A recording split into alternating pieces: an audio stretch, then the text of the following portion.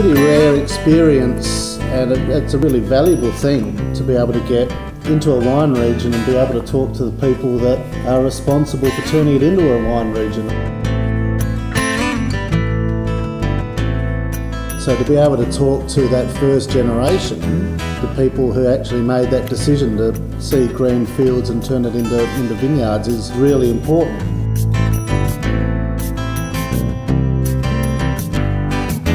Those that will be following on can look back on this and say that this is a collection of people that really made it happen.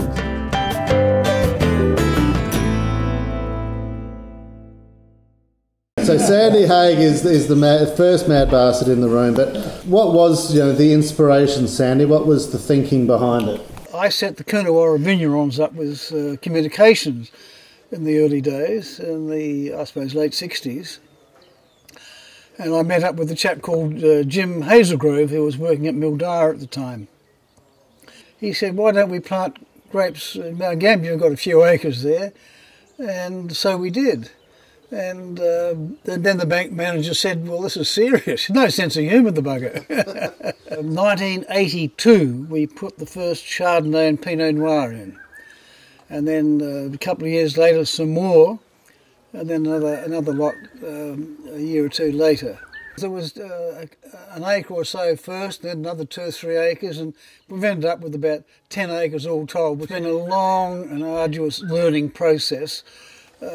Frosts and diseases, and we initially irrigated the vines, but David Moss, who was the horticultural advisor for the area and a lovely gentleman, said that your Mt Gambier soil, which is volcanic over lava with limestone and sand underneath, he said is very moisture retentive. So once the vines are up and standing, we thought we turned the water off, and we haven't irrigated for, I can't remember when, many years ago. There's huge potential in this area. We've got water, we've got soils, we've got the limestone sub-base. The areas are relatively flat, fairly easy to establish the vineyard. As you see here, there aren't a lot of hillsides, and there's fabulous potential here for well-managed vineyards to produce great fruit and consequently good cool climate wines. I always knew the ground was good. It's good grazing country, not very arable. Yep. So we deep ripped it, put the stones in the middle and stuck the grapes in. And the theory was I could put $100,000 worth of vineyard in, which is the same as the centre pivot. The centre pivot would rust out the apples and the grapes keep growing. It's good soil for growing horticulture in, because we can't put a canola in it. You've got to have a deep-rooted crop to be able to tap the whole lot of the nutrients that are actually in that profile there. Topsoil, 85% rock. A layer of clay, which is not sodic, which is the roots actually get through it. See the roots will come through it here. So the clay's of good structure. The nutrients at the top of the profile is the same as the nutrients at the bottom, down to the limestone, which is around about 1 metre. I watched Lyle Pudney for 10 years develop his vineyard. Then in 2004, I did a block with Lyle. And then after that, we bought a block of 165 acres alongside Lyle's vineyard. And we developed that over 2 years, putting in Sauvignon Blanc and Chardonnay. Both Lyle's vineyard and ours is on what they call the Congarong flints. It's an alluvial bed of stone, very hard, very rich in minerals, and we believe that the minerals in the soil will actually give us a flavour in our fruit completely distinct of any area in Australia. There's quite a variation in soils, in aspect.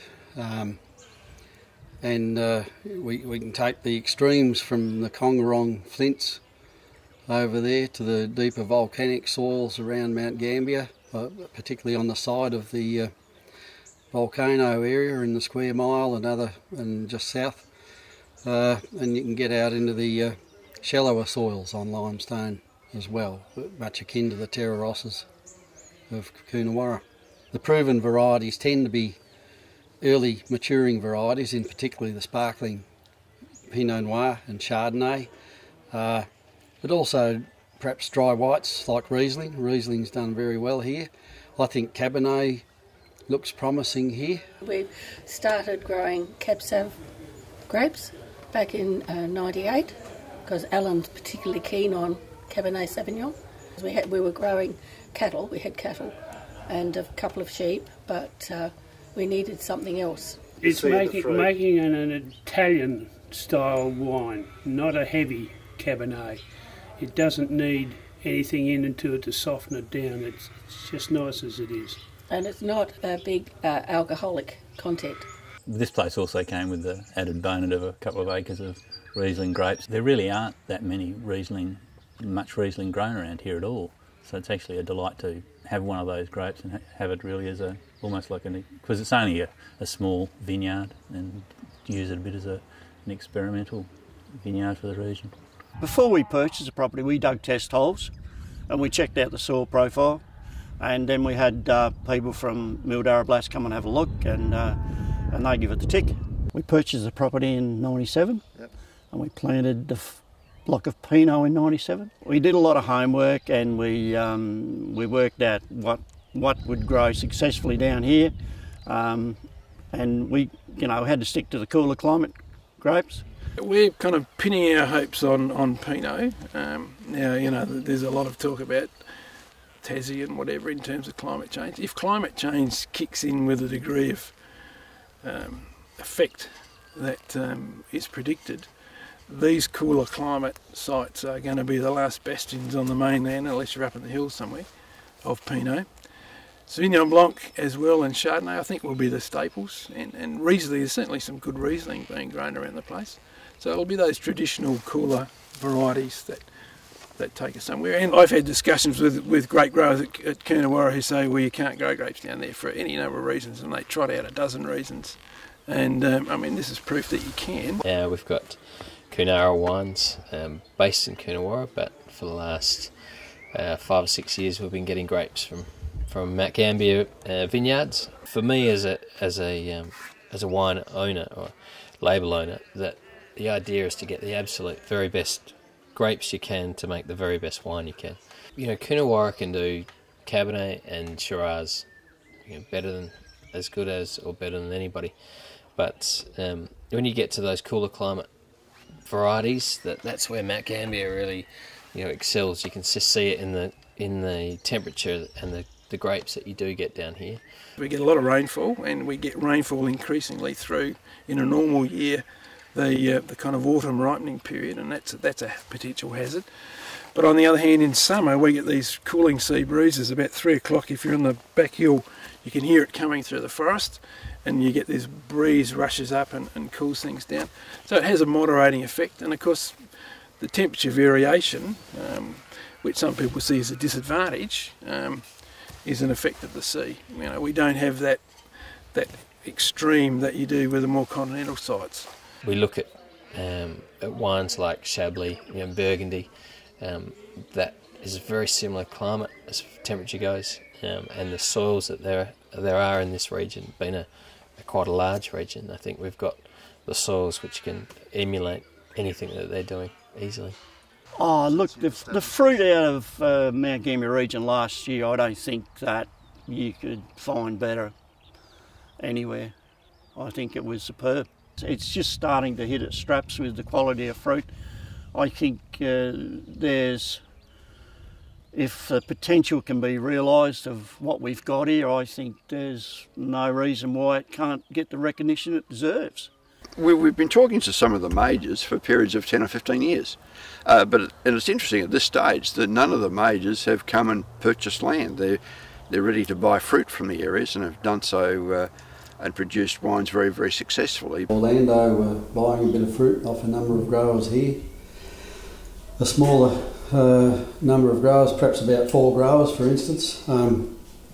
Mildara, South Cork Wines were buying off 1 or 2 growers. We had contracts up until about a year or so ago for the previous 6 or 7 years. but in the last year or so the contracts are a little bit harder to come by.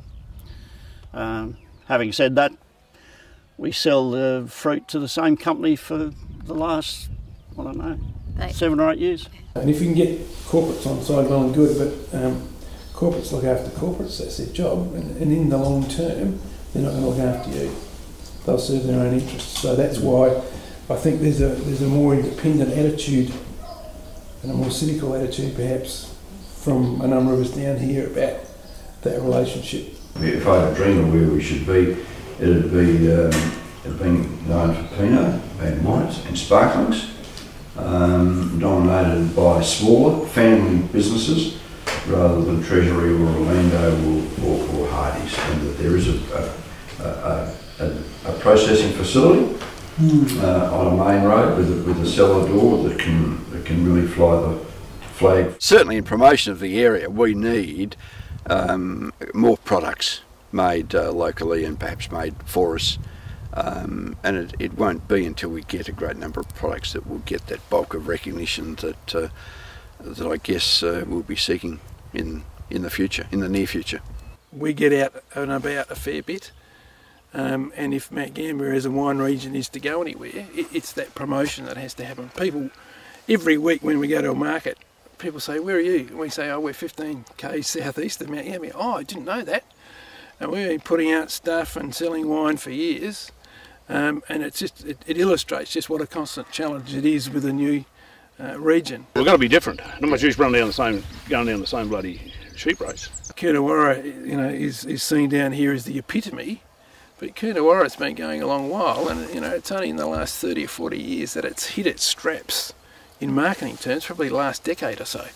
So it takes time, but you've got to be consistent, and unless you've got some wine labelled Mt Gambier, which says, there is good stuff down there, it's not going to happen. It's almost impossible to try and promote a region like the Limestone Coast, which can grow everything well, but it's like saying, it's like saying France grows good grapes. Well, they do in some areas, but not in others, and the climate is those small amounts of differences makes a huge amount in the final product when you're trying to create a super premium wine. We're definitely behind the Mt Gambier name to the point where we will change our branding to incorporate Mt Gambier as a single brand and separate it from Coonawarra itself, because I think it's important. It's pretty tough going in the wine industry at the moment for everybody.